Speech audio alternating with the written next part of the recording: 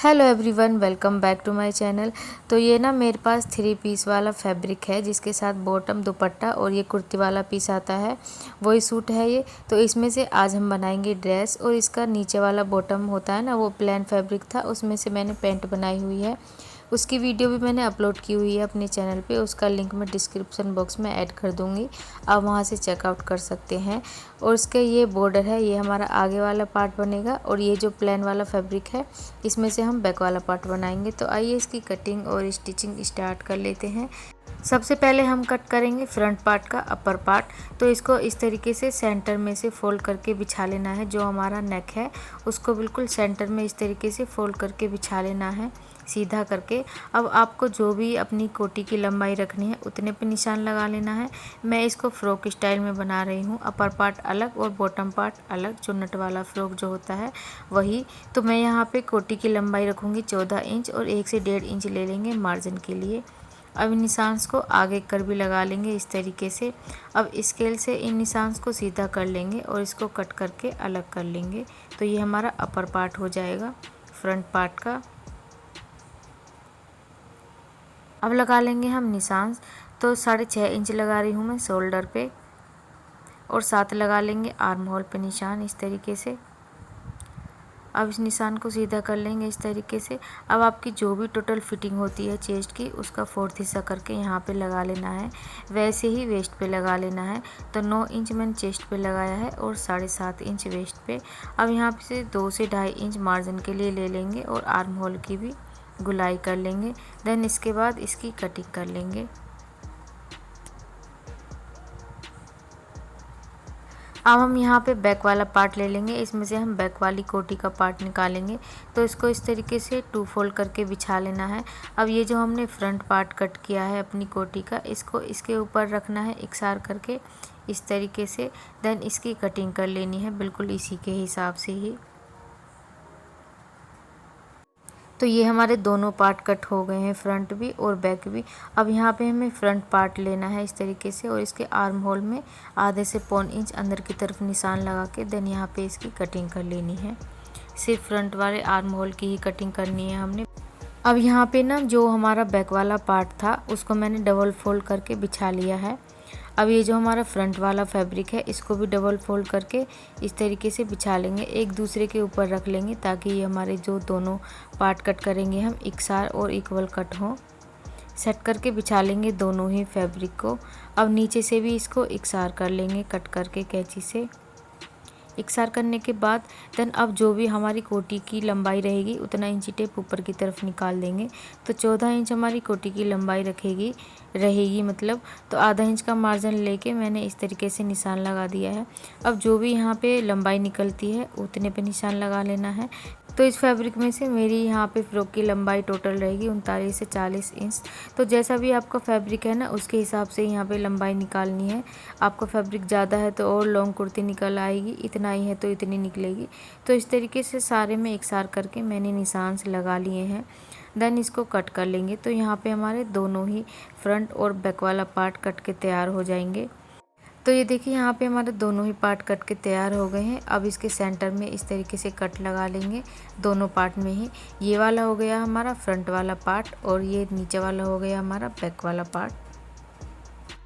अब हम स्लीव्स की कटिंग कर लेंगे। तो ये ही फैब्रिक बचा है हमारे पास, जब हमने कोटी कट करी थी तो उसके आगे से जो फैब्रिक बचा था सिर्फ वही फैब्रिक बचा है, इसी में से हम अपनी स्लीव्स निकालेंगे।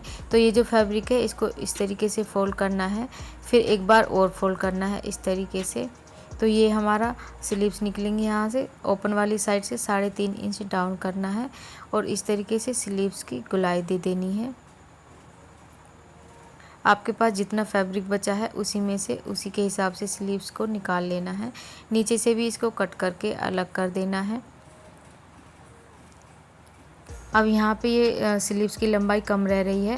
अब ये जो हमारे पास फैब्रिक बचा है तो इसकी इस तरीके से पट्टी लगा लेंगे, फोल्ड करके नीचे की तरफ जोड़ लगा लेंगे मतलब। तो हमारी स्लीव्स निकल जाएंगी, जितनी हमको 9 से 10 इंच की स्लीव्स चाहिए उतनी निकल जाएंगी। तो नीचे की तरफ गुलाई का निशान लगा के देन यहाँ पे कटिंग कर लेंगे एक्स्ट्रा मार्जिन लेके। तो ये देखिए यहाँ पे ना मैंने फ्रंट नेक की कटिंग कर ली है और इसको कपड़े पे भी पेस्ट कर लिया है। नेक की लंबाई रखी है मैंने 6 इंच, 5.5 इंच तैयार रहेगी बनने के बाद। और नेक की ऊपर से विद ली है मैंने 6 इंच और नीचे से 5 इंच लिया है इसको। अब यहाँ पे हम फ्रंट पार्ट ले लेंगे। फ्रंट पार्ट की राइट साइड ऊपर की तरफ रखेंगे और ये जो हमने नेक तैयार करा है इसकी उल्टी साइड ऊपर की तरफ रखेंगे। तो यहाँ पे किनारे किनारे पे सिलाई लगा लेंगे और इसको नेक को बना के तैयार कर लेंगे। अब हमने बैक नेक की कटिंग करनी है।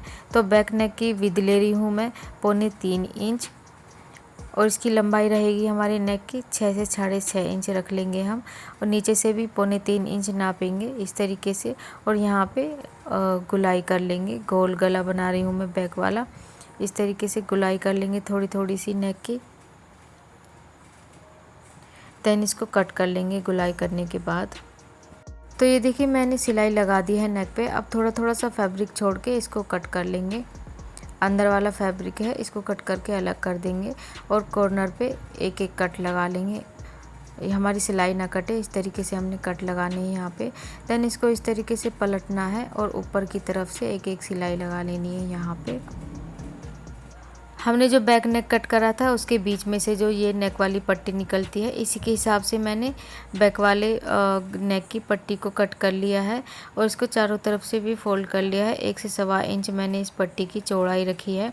अब बैक पार्ट पे इसको रखना है इस तरीके से। यहाँ पे थोड़ा थोड़ा सा मार्जिन लेके सिलाई लगा लेंगे और छोटे छोटे से कट लगा के एक पैर वाली सिलाई लगा लेंगे उसके ऊपर।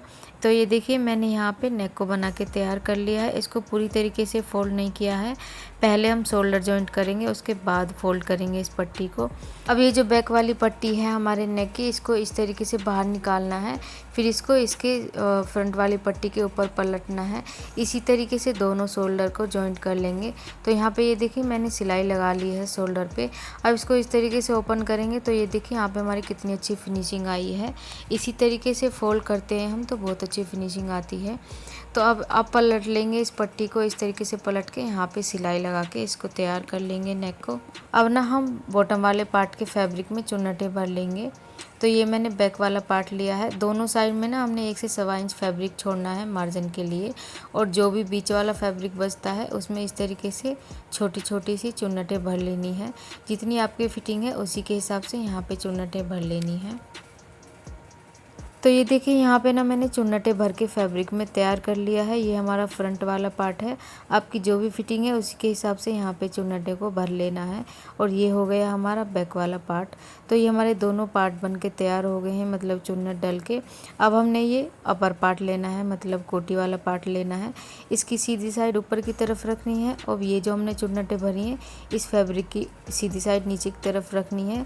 दोनों पार्ट की राइट साइड अंदर की तरफ रखनी है और यहाँ पे आधा इंच का मार्जिन लेते हुए सिलाई लगा के दोनों ही फ्रंट और बैक वाले पार्ट को सिल के तैयार कर लेना है। तो ये देखिए यहाँ पे मैंने स्लीव्स को तो जोड़ लिया है क्योंकि बिल्कुल सिंपल स्लीव्स हैं, सभी को आती हैं इस तरीके से लगानी। आगे की तरफ मैंने बॉर्डर लगा दिया है जब हमने कटिंग करते टाइम निकाला था। दोनों साइड की ही स्लीव्स को मैंने जोड़ के तैयार कर लिया है।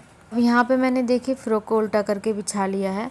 अब जो भी आपकी फिटिंग है ना उसके हिसाब से ही यहाँ पे सिलाई लगा लेनी है, दोनों साइड में ही ऊपर से नीचे तक।